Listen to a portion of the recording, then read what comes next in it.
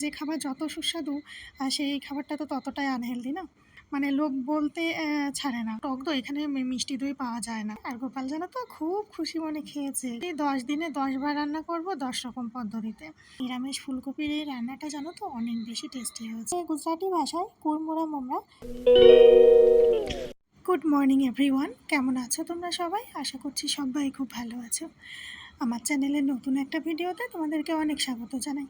আজকে দেখো একদম কিচেন থেকে ভিডিওটা শুরু করে দিয়েছি। সকালে তো কাজকর্ম বেশ কিছু হয়েছে, তো তখন আর ভিডিও অন হয়নি। আর এখন আমি ব্রেকফাস্ট বানাতে এসেছি, মানে ব্রেড টোস্ট করব। তোমরা দেখছোই তো।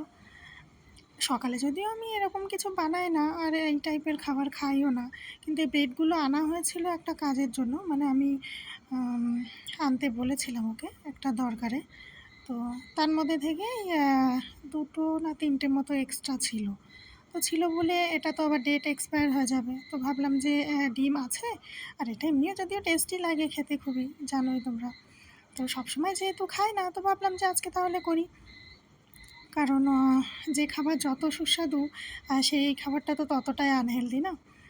তো সকাল সকাল এগুলো তো আমি খাই না। আমার ব্রেকফাস্ট মানে ওই জল বিস্কুট, লেবু জল, হালকা পাতলা কিছু একদমই, বা মুড়ি এরকম, ভারী কিছু না। তো দেখো এখন হয়ে গেছে এটা বানানো। ওই টমেটো সস আছে না, ওটা দিয়েই খেয়ে নেব। যদিও কিছু লাগে না, এমনি খাওয়া হয়ে যায়। তো আমার আবার টমেটো সসটা ভীষণ ভালো লাগে খেতে, মানে চাউমিন, পাস্তা শুধু শুধুও খুব ভালো লাগে। তো সেজন্য ওটা দিয়েই খেয়েছি।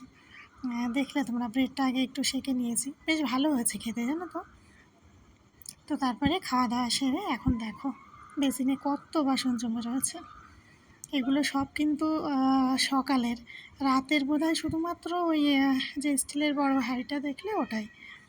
এরকমই হয়, মানে সবাই বলে যে আমার কাজ বেশি, আমার কাজ বেশি, ওর কাজ কম, ওর সংসার ছোটো, তা ওরা তো কিসের কাজ। এই কথাগুলোই সম্পূর্ণ ভুল। আমি এই কথাগুলোতে কখনোই সহমত হই না। যার সংসার সেই বোঝে। আমি ব্যক্তিগতভাবে এইভাবে কাউকে বলতে যাইও না, আর পছন্দও করি না যে ওর সংসারে এই ব্যাপার, আমার সংসারে এই ব্যাপার। কিন্তু আমি এগুলো পছন্দ করি না, কাউকে বলিও না। কিন্তু কেন জানি না আমার সাথেই এগুলো বেশি করে হয়। আমারই বেশি করে শুনতে হয়। মানে লোক বলতে ছাড়ে না যে আমার দুজনের সংসার বলে আমার ঘরে কাজ কম, বাসন কম, কত কিছু।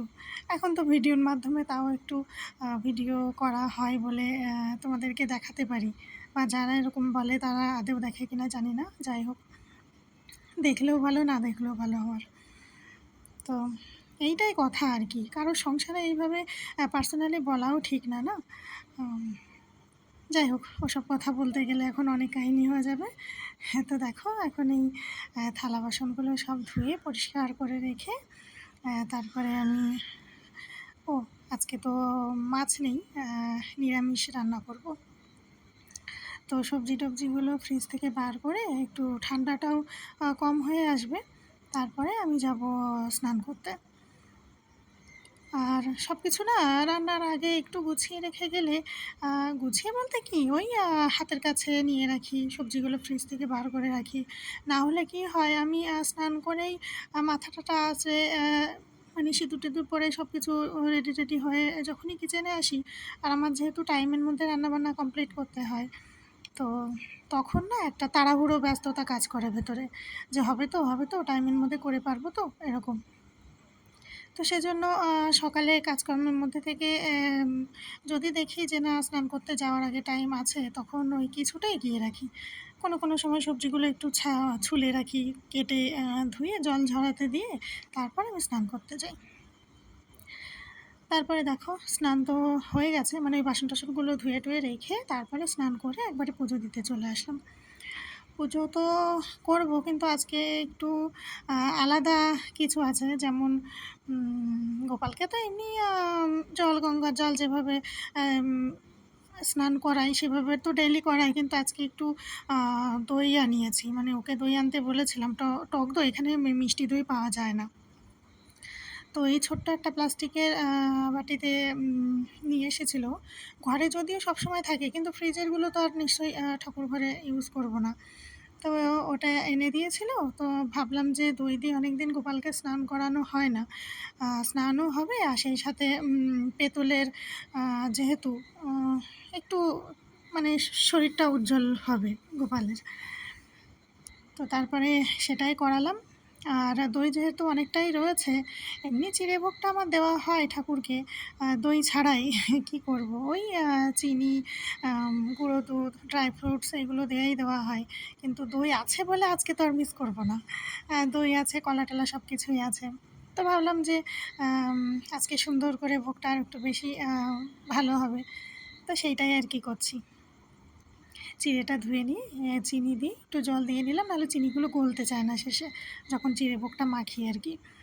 তো তারপরে চিনি দিয়ে গুঁড়ো দুধ দিয়ে দই দিয়ে নিয়েছি। আর এখন ড্রাই ফ্রুটস না ঠাকুর ঘরে শুধু কিশমিশই রয়েছে, অন্য সময় অনেক কিছুই থাকে, তো সেগুলো ওই যে দেওয়া হয়ে গেছে ভোগে। আর আনা হয়নি বলতে না, কিচেনে রয়েছে, তো সেগুলো তো আর দিতেও পাচ্ছি না। এই জন্যে খুব মুশকিল হয়ে গেছে।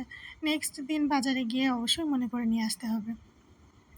ড্রাই ফ্রুটসটা রাখি এই কারণেই, কারণ এমনি আমাদের নর্মাল ফ্রুটসগুলো ফুরিয়ে গেলেই না অনেক সময় কাজে লাগে, ভোগ লাগাতে আর কি।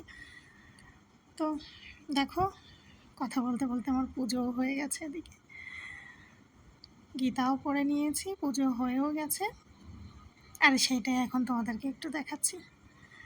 কত সুন্দর লাগছে না আজকে বলো ভোগটা সাজানোতে। আর গোপাল জানো তো খুব খুশি মনে খেয়েছে। কী করে বুঝলাম, যখন আমি চিঁড়েভোগটা মেখে আর কি সবাইকে প্রসাদ হিসাবে দিচ্ছিলাম, সে যে কী টেস্টি হয়েছে কি বলবো, মানে তার জন্যই আর কি বললাম কথাটা যে গোপাল খুব খুশি মনেই খেয়েছে। যাই হোক, তো তারপরে রান্নাবান্না সেরে আমি তো চুল টুল আঁচড়ে ক্রিম ট্রিম লাগিয়ে চলে আসলাম ঝটপট রান্নাঘরে। আজকে রান্না করছি নিরামিষ আলু আর ফুলকপি দিয়ে একটা রসা। রসা মানে কি, আমি তো রান্নায় বড্ড বেশি এক্সপেরিমেন্ট খাটাই। এটা সবসময় হতে থাকে আমার সাথে। এক সবজি আমি কখনোই একই পদ্ধতিতে ১০ বার রান্না করি না। একটা সবজি ১০ দিনে ১০ বার রান্না করব ১০ রকম পদ্ধতিতে। এরকমটাই করতে থাকি। তোমরা হয়তো ভাবছো সেটা আবার কেমন? যাই হোক, সব দিন হয়তো ভিডিও করে দেখানো হয় না, কিন্তু সত্যি বলতে খারাপও হয় না, ভালোই লাগে। মশলা হয়তো একই, কোনো সময় একটু কিছু চেঞ্জ হয়, কিন্তু পদ্ধতি পুরোই চেঞ্জ হয়ে যায়। আজকে যেমন এটা আমি করেছি পেঁয়াজ ভেজে, ঠিক বেরেস্তাও না, ওই হালকা একটু ভেজে উঠিয়ে রেখেছি আগে। তারপরে জিরে শুকনো লঙ্কা ফোড়নে দিয়েছি। আলু ফুলকপিগুলো সামান্য একটু লবণ দিয়ে ভালো করে একটু ভাজা ভাজা করে নিয়েছি। তারপরে দিয়েছি আমি একটুখানি জিরে গুঁড়ো আর সামান্য একটু আদা। আমি গুঁড়ো মশলা সাধারণত জলে গুলিয়ে তারপরে ইউজ করি, কারণ যে কোনো গুঁড়ো মশলা সে বাজার থেকে কেনাই হোক আর ঘরে তৈরিই হোক, মশলাটা কিন্তু একটু ড্রাই রোস্ট থাকে। তো যেটা আগুনের পরে একটু ড্রাই রোস্ট করে গুঁড়ো করে আমরা মানে গুঁড়ো মশলা হিসাবে ইউজ করব, তো সেটা আবার তেলের পরে দিয়ে রান্নার সময় ভাজা হবে, এটা আমার ঠিক ভালো লাগে না। ওই জন্য আমি সামান্য একটু জল দিয়ে হলেও গুলিয়ে তারপরে ইউজ করি। তো তারপরে সেই মশলাটাই দিয়ে ভালো করে ভাজা ভাজা করে কাঁচা লঙ্কা চিড়ে দিয়েছি, লবণ হলুদ দিয়ে নিয়েছি। আর আমার প্রত্যেকটা রান্নাতে তো টমেটো থাকেই। তোমরা হয়তো আমার রান্নার যে শর্টস ভিডিওতে আমি যে রেসিপি ভিডিওগুলো শেয়ার করছি এখন, অনেকে দেখলে কারোর ভালো লাগছে, কারোর লাগবে না, এটাই তো স্বাভাবিক না? কিন্তু যার রান্না তার কাছে এটা তো একই থাকবে। টমেটো আমাদের সব রান্নাতে চলে এই কারণেই যে আমরা ২ জনই টমেটো খেতে খুবই পছন্দ করি। আর টমেটো তো এমনিও শরীরের জন্য খুবই উপকারী, প্রচুর পরিমাণে ভিটামিন এ থাকে। তো সেটাই আর কি। দেওয়ার পদ্ধতিটা জানতে হবে। আমি টমেটো দিলাম আর সবজিতে গলে গিয়ে টক হয়ে গেল, সেটা তো তাহলে ঠিক না। এরপরে আলু ফুলকপি ভাজা ভাজা হয়ে গেলে জল দিয়ে একটু ফুটিয়ে নিয়ে শেষে একটু ঘি, গরম মশলা আর পেঁয়াজ ভেজে যেটা রেখেছিলাম ওটাই দিয়ে নামিয়ে নিয়েছি। আর এই যে এটাই আজকে আমাদের দুপুরের খাবার। তবে নিরামিষ ফুলকপির এই রান্নাটা জানো তো অনেক বেশি টেস্টি হয়েছে। চলো এবার তোমাদের দেখাই পশ্চিমবঙ্গের বর্ধমান জেলা থেকে গুজরাটে কোন জিনিসটা আসে। কি তোমরা কি কিছু বুঝতে পারছো? আমার মনে হয় তোমরা বুঝেই গেছো, কারণ ছবিতে তো একটু একটু দেখাই যাচ্ছে। হ্যাঁ, এবার ভালো করেই বুঝে গেছো, এটা হচ্ছে মুড়ি। মুড়ি কিন্তু এখানে আর এক রকমের পাওয়া যায়, যেমন আমাদের কলকাতায় খই যেরকম মোটা বড় হয় না, তার থেকেও একটু সামান্য বড় সাইজের মুড়ি এখানে পাওয়া যায়। সেটা কী মুড়ি জানি না, খাওয়া হয়েছে অন্যের ঘর থেকে, একদম ভালো লাগে না জানো তো। তবে আমাদের মানে বাংলার কলকাতার যে চালের এই যে মুড়িগুলো আমরা খেয়ে থাকি ছোটো থেকেই, এর যে একটা আসল টেস্ট, আর ওই মোটা মোটা বড় মুড়িগুলো একদমই তেমন না। দেখেছো সবার উপরে বাংলায় বড় বড় করে লেখা আছে বর্ধমান, যেটা দেখলে সত্যিই খুব ভালো লাগে যে আদার্স স্টেটেও বাংলার থেকে কোনো জিনিস এখানে আসে। তো তার নিচে লেখা আছে গুজরাটি ভাষায় কুড়মুড়া মোমরা, তার নিচে হিন্দিতে দুবার লেখা আছে বর্ধমান কুড়মুড়া মোমরা, তার নিচে লেখা আছে ইংলিশে বর্ধমান কুড়মুড়া মোমরা, আর তার নিচে আবার হিন্দিতে। তো চলো আজকের ভিডিওটা এখানেই এন্ড করছি। ভিডিওটা কেমন লাগলো কমেন্ট করে জানিও, ভালো লাগলে একটা লাইক করে দিও। আর আমার চ্যানেলে নেক্সট ভিডিওগুলো পেতে অবশ্যই চ্যানেলটাকে সাবস্ক্রাইব করে রেখো। আর যারা ফেসবুক থেকে ভিডিওটা দেখছো তারা পেজটিকে ফলো করে রেখো। দেখা হচ্ছে নেক্সট একটা সুন্দর ভিডিওর সাথে। ততক্ষণ পর্যন্ত তোমরা সবাই খুব ভালো থেকো, সুস্থ থেকো। Good night, by.